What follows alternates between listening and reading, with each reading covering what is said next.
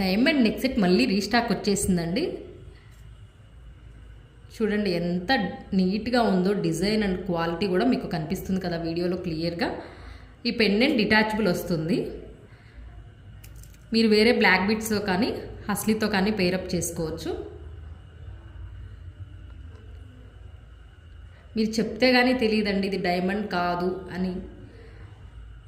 అంత బాగుంది లుకింగ్ వచ్చేసి.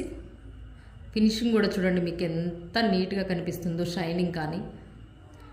దీంట్లో 3 కలర్స్ అనేవి అవైలబుల్గా ఉన్నాయి. వీడియో లాస్ట్ వరకు చూడండి. కలర్స్ అనేది పిక్స్ యాడ్ చేశాను నేను.